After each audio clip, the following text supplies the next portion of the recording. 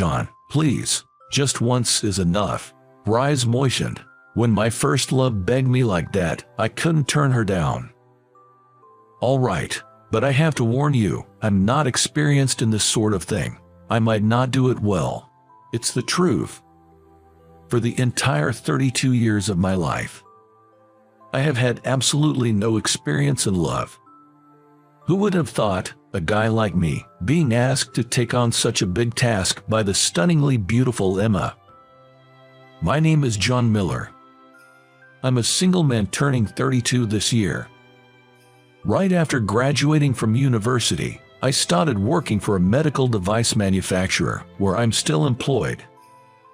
I've always been good with computers, so I wanted to utilize those skills at work. However, recently, I was transferred from an administrative position to sales.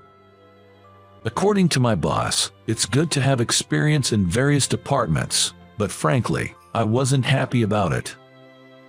I've never been good at socializing, and I felt I could perform better in an administrative role.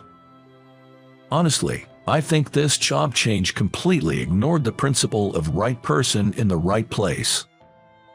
Plus, there's a male coworker named Alex in the same department who always seems to have it in for me, making the environment extremely uncomfortable. John, you're really useless. Your sales performance won't improve if you keep that gloomy face, Alex would say, scoffing at me. Alex, who is highly educated and handsome, is consistently a top performer in sales. Haha, I'm trying my best, but it's not going well. Sales is simple. Just keep talking, and you'll sell. I really can't understand why you can't do such a simple thing, he said, laughing at me. Alex even has a certified public accountant qualification and is truly an excellent talent. Everyone agrees that if things continue this way, Alex will become a company executive in the future. In contrast, I haven't been able to achieve good results in the department I was assigned to, and it's depressing to think about why there's such a big difference between us, even though we're the same age. Feeling more down than I expected, I decided to visit the municipal library on my next day off. It's been a while since I came here. This library was a special place where I used to spend a lot of time when I was in elementary school. The wooden building is old, but it has a deep charm, and it made me reminisce about the past. I made many memories in this municipal library with my first love.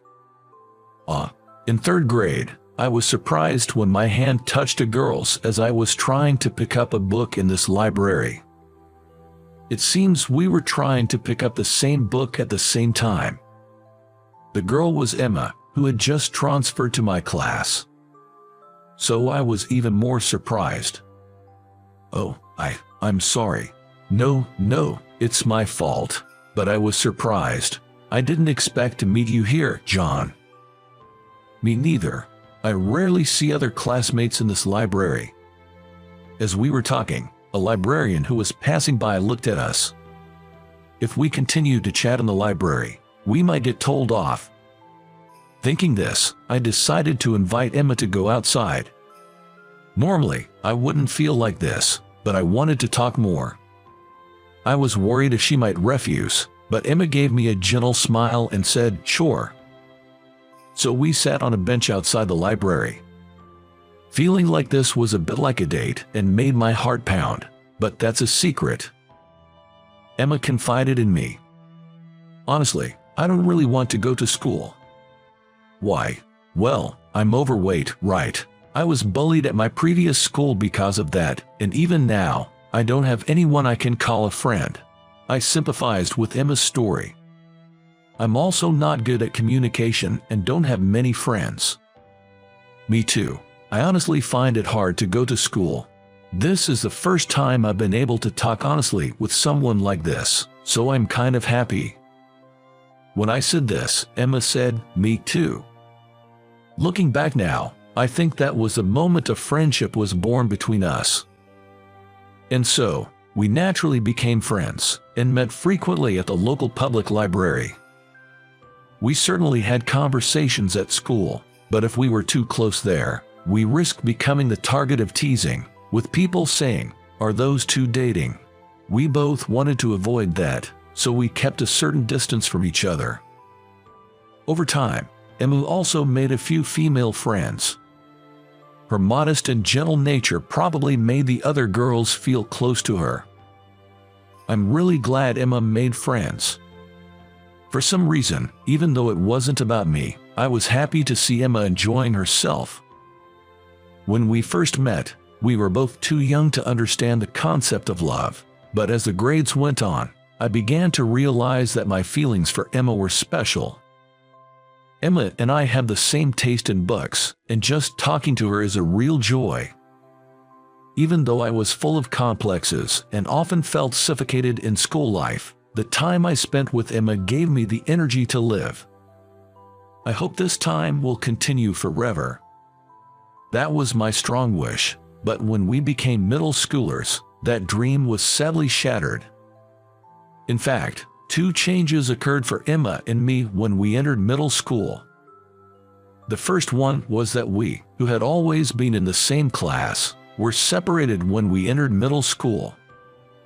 Because the class composition remained the same for the 3 years of middle school, we've grown apart. The other change, to the surprise of both me and those around me, was that Emma had transformed into a very beautiful girl upon entering middle school. She had been a bit chubby until then, but she became slender all at once, and even the boys who had not noticed her charm before began to make a fuss over her. Isn't Emma just the cutest? She's also top of the class. I really admire her. Watching Emma become the object of everyone's affection, I had mixed feelings. I'd always thought Emma was cute, even when she was chubby. She'd always been self-conscious about it, so seeing her gain confidence was a good thing. However, seeing Emma becoming more popular, more unattainable, I was hit with the fear that our time together was coming to an end. Sure enough, when we got to middle school, the studies got tougher, and with the added pressure of extracurricular activities, we both became busier. The frequent visits to the public library that we used to enjoy in elementary school became a thing of the past. But still, we managed to arrange a meeting at the public library and had a great time. We haven't had much time to hang out since starting middle school, have we? Yeah, and we're not even in the same class anymore. It feels weird. But we should try and come back here when we have some time. With those words, Emma gave me a warm smile. Our friendship was forever. I felt relieved thinking that, but soon enough, my feelings were shattered. "John, can I talk to you for a sec?" One day during break, I was suddenly called out by a guy in my class named Jack, which surprised me. Jack was good-looking, the ace of the soccer team, and one of the top guys in the school's social hierarchy. What could he possibly want with me?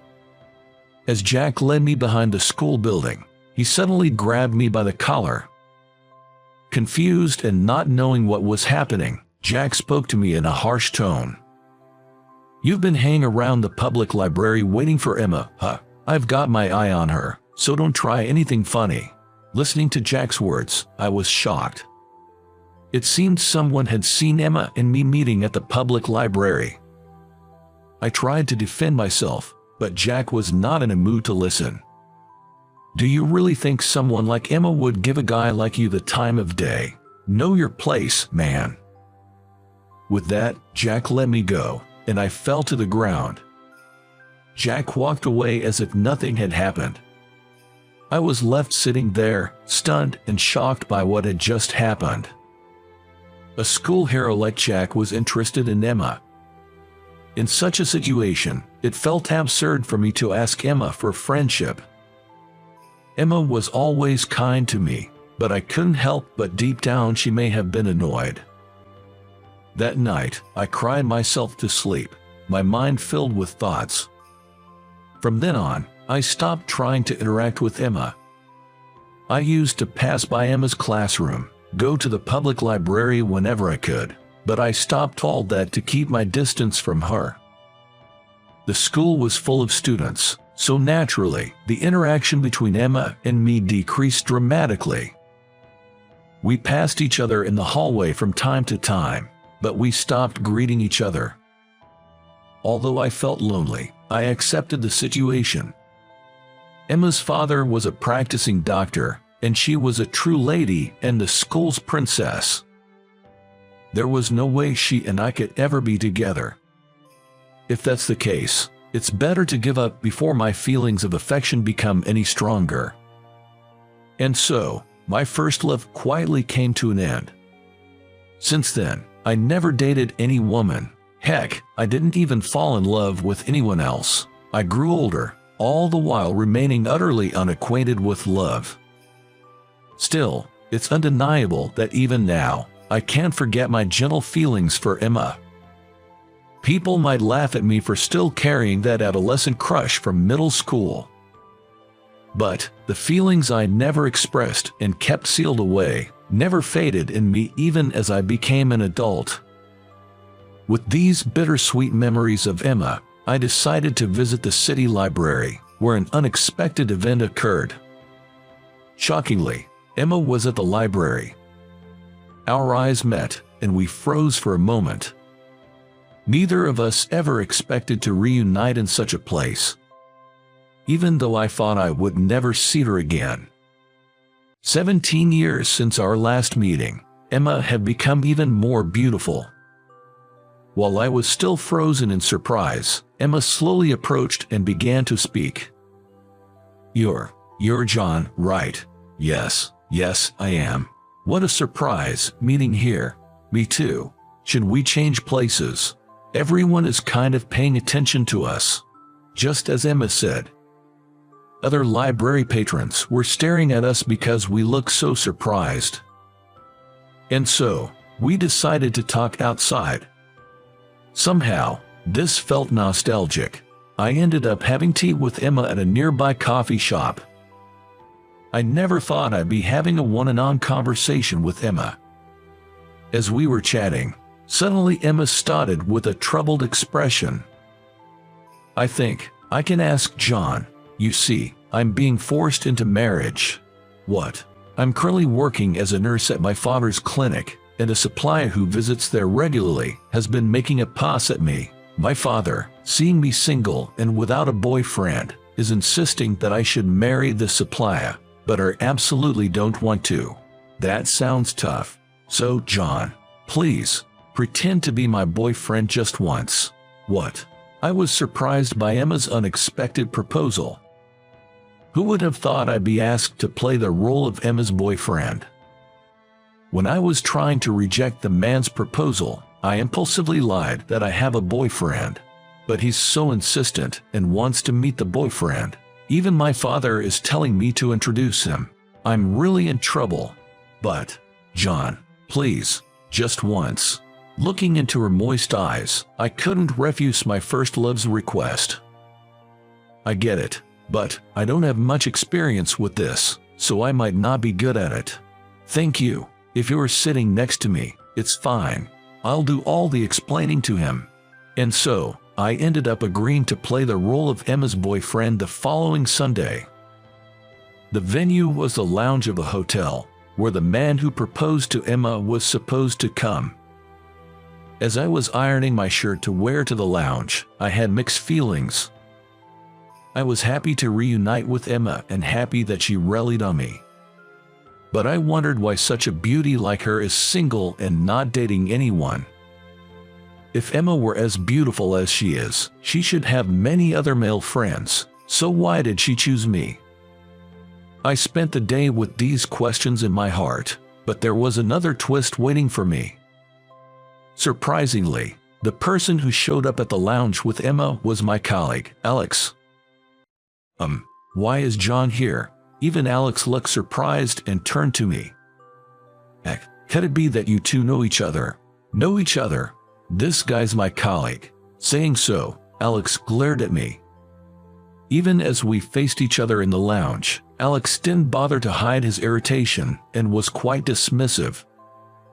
Why did you, Emma, end up dating John? Actually, we're old childhood friends. That's how we naturally started dating. That's suspicious. I work with John, but I never saw any signs of him having a girlfriend, Alex said, looking at us suspiciously. Emma made up a story, but it seemed like Alex saw right through it. Could it be, Emma, you wanted to turn down my proposal, so you asked John for help? No, that's not true. But you two, despite supposedly being lovers, are distant. No matter how I look at it, you don't match. Upon hearing Alex's words, old memories flashed back. During middle school, the words showered by Jack echoed in my mind. Emma is a lady, very beautiful, but John is a complete loser. No matter how I see it, there's no way Emma could love John. Stop putting him down any further. Not expecting Emma to raise her voice, Alex and I were surprised and looked at her. Emma's cheeks reddened, her eyes watered, and she trembled. Alex, John is a wonderful man, more than you think. I love John, and I won't allow anyone to insult him. Even if it's just acting. To think Emma would defend me. While I was touched, Alex opened his mouth, looking uncomfortable. Got it, Emma. I'll give up on you. You two, enjoy yourselves. Saying that, Alex got up from his seat with a displeased look and left the lounge with incredible speed. As Emma still had tears in her eyes, I suggested we leave as well and decided to let her cool down in a nearby park. I sat her down on a bench and handed her a handkerchief. Emma, thanks for defending me. That was quite the performance. It wasn't an act. Surprised by her words, my eyes widened and Emma began to speak. I've always liked John since long ago. When we got to middle school, I felt like I was being avoided, so I thought I had to give up. But I couldn't like anyone else but John. The reason I asked you to act as my boyfriend this time is because I really wanted to be connected with you in some way. Upon hearing Emma's words, I was struck with a huge shock. Could it be that Emma felt the same way about me? I decided now was the time to tell her how I really felt, and I opened my mouth. I'm sorry, Emma, for avoiding you, but truth is, I've always had feelings for you. But why did you avoid me, then? Because you became so beautiful, I thought I wasn't good enough. That doesn't matter, you were the only one who was kind to me even when I was overweight. Actually, I started dieting because I wanted you, John, to like me. 17 years passed since that misunderstanding, but it was now cleared up all at once. We laughed together, and before we knew it, we were in a strong embrace. It was a passionate embrace that seemed to fill the 17-year gap. I won't ever let you go, Emma. Thank you. We've had a big misunderstanding, haven't we? Yes, but don't worry, we have much more time ahead of us. That's how we officially started dating and got married a year later. I quit my job on this occasion and started working in the administration department at Emma's family hospital. Emma's dad congratulated us on our marriage. When we got married, I had a conversation like this with Emma's dad. I can trust you, John, to take care of Emma. Thank you. After losing my wife and having to raise Emma by myself, I felt quite rushed. I once recommended she marry Alex, who used to visit us often, but I guess I need to be more discerning. I never expected him to get fired. That's right. Alex, after being turned down by Emma either out of desperation or recklessness, approached many women at his other clients, which led to numerous complaints, and he ended up losing his job. The important thing is not how others see you, but how you two feel about each other. You and Emma truly love each other, so I'm sure you'll make a good couple. I think so too. Because we're not connected by appearances or status.